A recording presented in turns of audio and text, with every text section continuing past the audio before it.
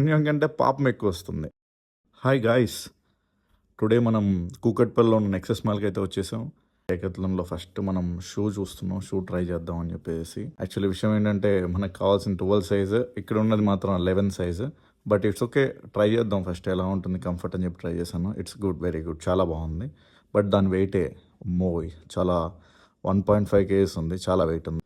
Next clothes try చేశాను. మనకి jackets try చేశాను, చాలా బాగున్నాయి.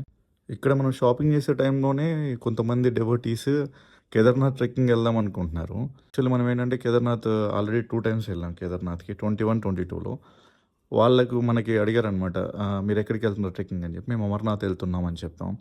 సో ఇలా మేము కేదార్నాథ్ వెళ్దాం అనుకుంటున్నాము, సో ఇవి కొంటున్నాము అని చెప్పారు.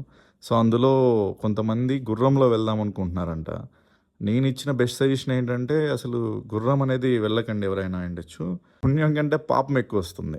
ఎందుకంటే మీరు అంత దూరం వెళ్ళి ఓకే వీలైతే ట్రెక్ చేయండి, లేదంటే మీకు ఏదైతే హెలికాప్టర్ డేట్ ఉంటుందో ఆ హెలికాప్టర్ బుక్ చేసుకుని దాన్ని బట్టి మీరు ప్లాన్ రెడీ చేసుకోండి.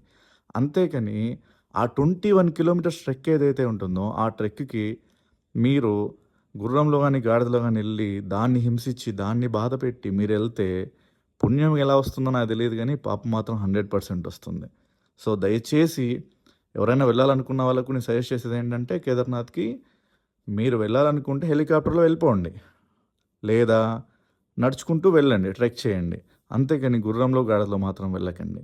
ఫైనలీ మన బిల్ 22,000 అయింది, షూస్ అండ్ జాకెట్స్ మొత్తం అన్నీ. మీరు ఎవరైనా అమర్నాథ్ వెళ్ళాలి అని అనుకుంటే ఎలా వెళ్ళాలి, ఎలా అప్లై చేసుకోవాలి, అసలు దాని ప్రాసెస్ ఏంటి అని ఎవరికైనా కావాలి అంటే నాకు డిఎం చేయండి. నేను ఒక వీడియో చేసి పెడతాను.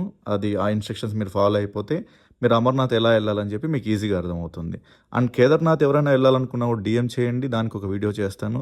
కేదార్నాథ్ ఎలా వెళ్ళాలి, ఎంత బడ్జెట్ అవుతుంది, ఎక్కడ దిగాలి, ఫ్లైట్ ఏంటి, మొత్తం అన్ని ఆల్రెడీ 21, 22లో వెళ్ళా కాబట్టి మీకు నేను క్లియర్గా ఒక వీడియో చేసి పెడతాను.